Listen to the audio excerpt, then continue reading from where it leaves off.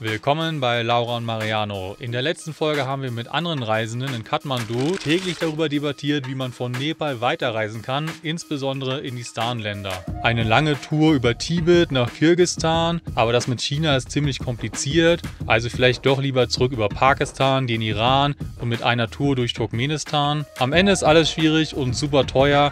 Wir haben uns für den kürzesten und günstigeren Weg ab Pakistan durch China entschieden und waren auf dem Weg zum Service Center der chinesischen Botschaft, um schon mal das Visum zu beantragen. Also wir sind zurück. Bei mir war erstmal ein Fehler. Das heißt, ich müsste das jetzt nochmal neu ausfüllen und so weiter. Heute ist Donnerstag, morgen gibt es keinen Termin. Das heißt, ich könnte erst Montag hin. Mitte nächster Woche läuft unser Visum aus. Laura konnte noch weitergehen, aber... Die haben gesehen, dass ich einen Stempel im Pass habe von Pakistan und haben gesagt, das muss dann jetzt irgendwie wohin geschickt werden und dann noch bestätigt werden. Und das dauert halt auch nochmal einen Monat. Ja. Also 30 Tage. Damit jemand sagt, oh, die waren in Pakistan und sind keine Terroristen oder was auch immer die denken. Oder was auch immer. So.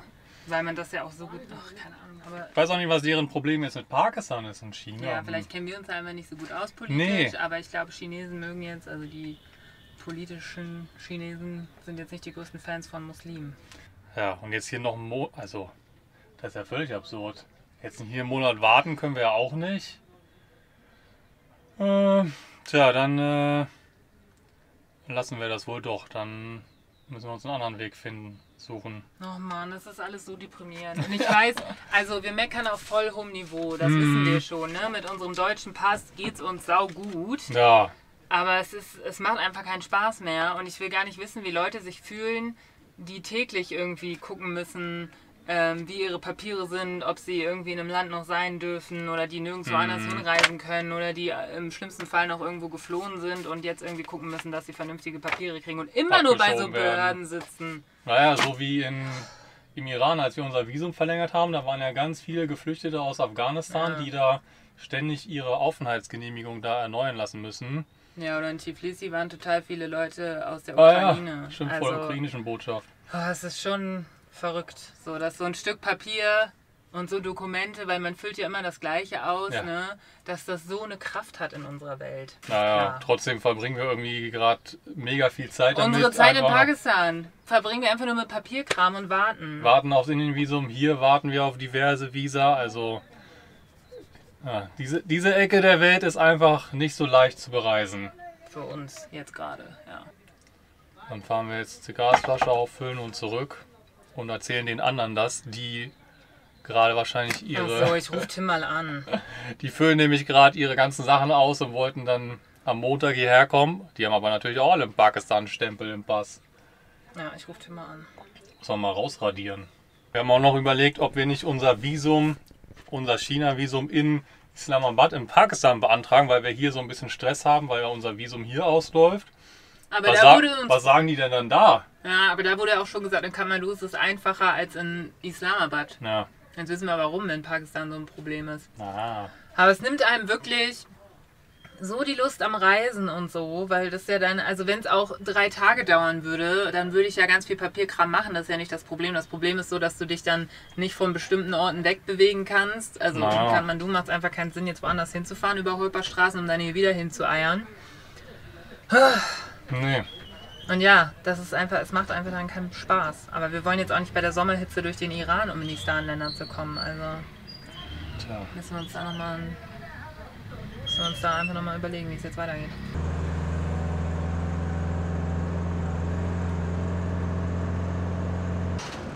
So, das kommt dann auch noch dazu, zum ganzen Stress des Reisens.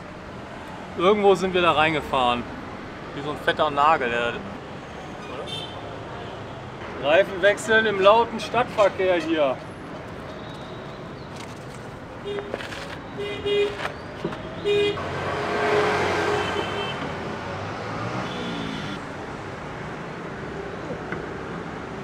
Wir haben dadurch jetzt auch ein bisschen so ein Verkehrschaos verursacht, weil wir die Spur ja quasi jetzt einspurig gemacht haben. Also wir haben echt nur Pech so irgendwie im Moment. Und wir wollen eigentlich gar kein Drama machen, aber es passiert irgendwie nur Kack-Drama-Zeugs. Naja, jetzt haben wir den Reifen gewechselt und weiter geht's.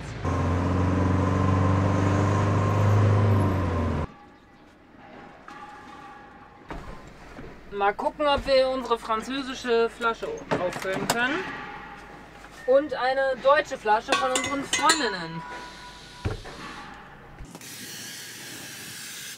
Hello, Refill. Das ist immer so, in Indien war das auch so, die Wächter haben eigentlich immer keine Ahnung und sagen dann immer so, nee, nee, geht nicht, geht weg. Und dann muss man immer nach dem Manager fragen, das ist so ein guter Trick. Und dann kommen nämlich halt dann die Leute und die wissen dann ein bisschen mehr Bescheid. Und ja, er meinte noch, wir sollen kurz warten, aber dann funktioniert es wohl. Mal sehen. Okay, der Papierkram hat echt länger gedauert als das eigentliche Auffüllen. Hat ganz gut funktioniert. Bei der grauen Flasche ist so richtig daneben gespritzt. Bei uns hat es gut geklappt. Toll. Und das ist hier so alles voll automatisiert. Da kommen halt die Pickups an, laden die Flaschen ab und dann über die Fließbänder und dann wird das so selbst betankt und dann wird es wieder beladen. Und im Iran war das ungefähr genauso. Da waren wir auch bei so einer Gasfabrik. Da wurde es aber noch per Hand gemacht. Okay, jetzt zurück. Auf jeden Fall. Oh, heute Morgen sah das noch anders aus hier, ne? War ein Tag, ey. So, zurück auf unserem Campingplatz hier am Flughafen. Und ratet mal, was für eine E-Mail wir jetzt gerade bekommen haben. Genau, vom indischen Service Center. Aber wir sollen dann erst am Montag hingehen und das dann bezahlen und so. Aber ungefähr eine halbe Stunde nachdem wir dort waren, wir haben dann nochmal gefragt, so, hallo, wie sieht es denn aus, weil wir eh dran vorbeigefahren sind. Haben sie gemeint, so, nee, ihr müsst auf eine Mail warten und ja, jetzt haben wir eine Mail. Aber dann sind wir auf jeden Fall noch das ganze Wochenende hier, müssen unseren Reifen reparieren und überlegen, was wir dann in der Zukunft machen. Dum, dum, dum. Ja, zum Glück sind wir hier auf so einem Overlander Parkplatz und da haben alle natürlich auch so ein bisschen Wissen von verschiedenen Sachen am Auto, was man reparieren kann. Und Carlos hat nämlich so ein Reparaturset, wie man solche Reifen halt repariert, wenn da so ein Loch drin ist. Und das ist wohl gar nicht so schwer. Und das versuchen wir jetzt mal. Ja, und das war da jetzt drin. Kleiner, spitzer, weiß auch nicht, was das ist, wie ein Nagel. Also man macht wohl erstmal mit so einer Art runden, scharfen Pfeile das Loch halt, dass es größer wird und gut wird. Und dann steckt man das da, irgendwie dieses Gummi dann da rein. Jetzt steckt dieses Gummiding da drin und wir gucken jetzt nochmal mit Seifenwasser, ob da jetzt nochmal Blasen kommen. Das scheint gut zu sein. Ich sehe nur Seifenblasen. Tambien, Mariano. Está bien. Está bien. I am a mechanic. Yes, now I am tired, but Ja. Carlos hat Rückenprobleme jetzt. good, good.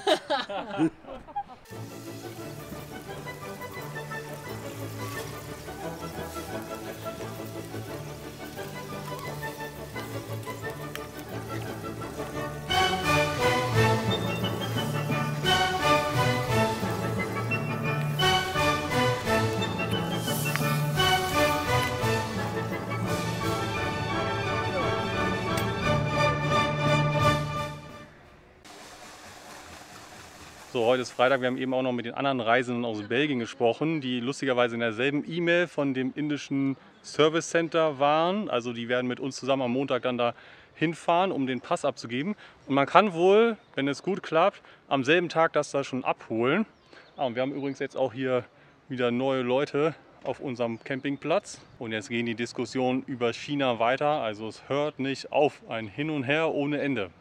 So, ich habe jetzt ganz viel mit Mr. Bing hin und her geschrieben und es ist halt nicht so einfach. Er meinte jetzt noch, ja, ihr könnt ja versuchen, das hier nochmal zu machen. Vielleicht dauert es keine 30 Tage und ich war so, naja, das Risiko ist uns irgendwie zu groß und wir stehen jetzt wirklich schon lange hier und wollen jetzt endlich wieder weiterfahren. Vor allem, wenn wir dann das Indien-Visum am Dienstag oder vielleicht sogar schon Montag haben. Und jetzt habe ich ihn nochmal gefragt, wie es denn mit in Pakistan, also in Islamabad, beantragen aussieht und habe gefragt, wie lange das dauert. Da meinte er so, ja, das dauert wahrscheinlich 5 bis 7 Tage. Und ich bin mir nicht so sicher, ob das nicht einfach für ihn vielleicht ein bisschen mehr Aufwand ist, wenn er unsere Dokumente quasi für Pakistan ready machen muss, als hier in Kathmandu. Weil bis jetzt klingt das so für mich, als gäbe es da keinen großen Unterschied. Und dann machen wir es einfach in Islamabad und dann läuft das und es wird gut. Ja, also dann können wir jetzt planen, dass wir am Dienstag dann wahrscheinlich hier dann wegfahren können. Das heißt, wir haben jetzt noch ein paar Tage auf dem Campingplatz und können die Zeit gut nutzen, nochmal irgendwie viel am Laptop arbeiten, Sachen hochladen, weil hier gibt es auch einen Hotspot. Weil unser Visum in Nepal läuft dann auch, ich glaube, am Donnerstag aus. Also wir haben dann leider echt nur noch Dienstag, Mittwoch, Donnerstag, um dann ein bisschen was von Nepal zu sehen. Oder wir verlängern es nochmal um 2 Wochen, wissen wir noch nicht. Aber jetzt können wir so ein bisschen planen. Ein Visum, mit dem wir uns noch gar nicht beschäftigt haben, aber was wir natürlich auch auf jeden Fall brauchen, ist das Pakistan-Visum. Das können wir jetzt auch nochmal in die Wege leiten. Und dafür brauchte man ja so ein Letter of Invitation. Der hat für uns beide zusammen 90 € gekostet, weil man das bei so einem, also alle machen das, die wir kennen, irgendwie bei so einem Anwalt und so ein bisschen, also wir verstehen auch nicht so ganz, warum man das überhaupt braucht. Wir versuchen aber uns diese 90 € zu sparen, weil ich ja auch noch einen Freund habe in Islamabad und vielleicht kann der uns das einfach ausstellen oder kennt jemanden, der das kann. Das wäre auf jeden Fall ganz cool, sonst müssen wir wieder 90 € zahlen.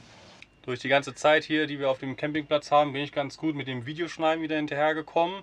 Auch wenn wir dann weiterfahren, dann werden wir ja nicht so viel Zeit haben, um am Laptop zu arbeiten.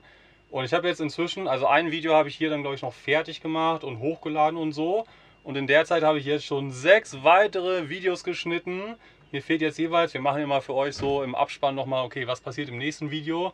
Um das reinzuschneiden, muss ich natürlich erstmal das nächste Video schneiden. Und jetzt habe ich erstmal alle geschnitten und kann jetzt dann den Abspann immer einfügen und dann nochmal alle hier rendern. Hier haben wir auch nochmal Strom, weil das Rendern dauert halt immer so 1,5 Stunden, verbraucht viel Strom. Und das kann ich dann hier gut machen. Hier können wir auch das WLAN nutzen zum Hochladen. Also ganz gut, um das jetzt alles hier zu machen. Nur die Aussicht beim Arbeiten ist jetzt leider nicht ganz so gut wie sonst manchmal.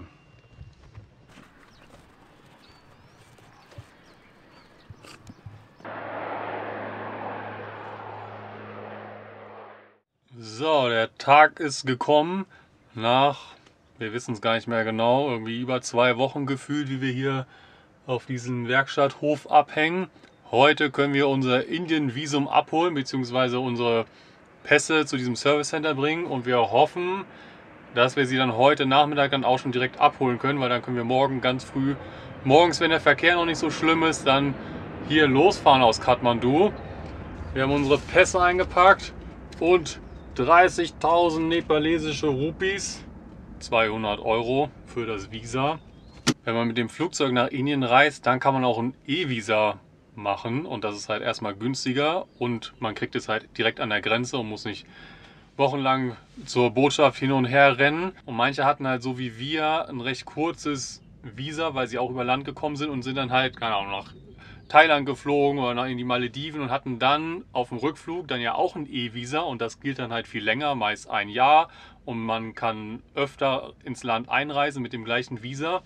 Und da war aber unklar, kann man damit dann auch über Land von Nepal wieder nach Indien und da gibt es so verschiedene Meinungen und andere, die sind ja hier, waren hier auch 2 Wochen, haben ganz lange auf ihr Visa da vom Service Center gewartet, sind dann zur Grenze und dann haben die bei der Grenze gesagt so, hä, wieso habt ihr hier noch ein Visa? Ihr habt doch schon ein E-Visa, das könnt ihr auch benutzen und dann haben sie das normale Visa storniert. Ja, es war halt irgendwie umsonst 2 Wochen gewartet, umsonst 200 € ausgegeben. Ja, aber wir haben kein E-Visa, wir brauchen halt dieses Visa, um über Land anzureisen. Deshalb werden wir heute wieder diesen Batzen Geld los.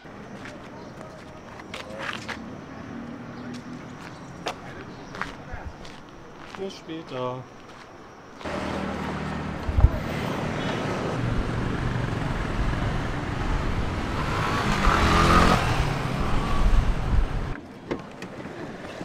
So, wir waren da jetzt bei dem Service Center der Botschaft, haben den Pass abgegeben, Geld bezahlt.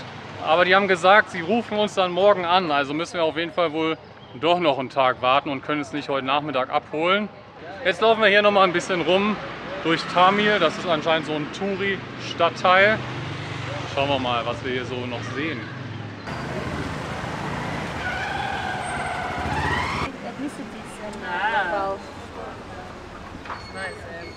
Ja, jetzt sind wir wirklich hier in der Touri-Gegend angekommen mit diesen ganzen Souvenir- und Klamottengeschäften. Die ganzen Agencies, wo man irgendwelche Touren buchen kann. Oh ja, Trekking.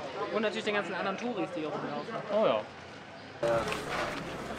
Ich habe mir einen Donut gekauft. Ui.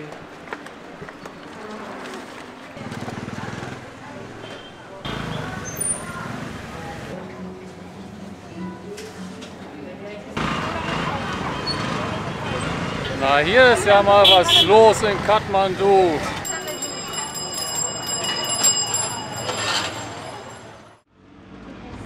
Wir sitzen nicht in unserem Van, wir fahren bei Blair und Ben mit. Das ist nämlich der nächste Tag und wir können jetzt unser Indien-Visum abholen endlich. Yeah, jetzt haben wir endlich unser Visa. Müssen ja auch langsam mal aus diesem Land raus. Und wir haben wieder nur 3 Monate und Single Entry bekommen. Also wenn man das irgendwie bei so einem Konsulat beantragt, dann bekommt man immer nur so eine kurze Zeit anscheinend. Wenn man länger in Indien sein möchte, dann muss man wohl mit dem Flugzeug fliegen für das E-Visa. Dann ist es auch billiger.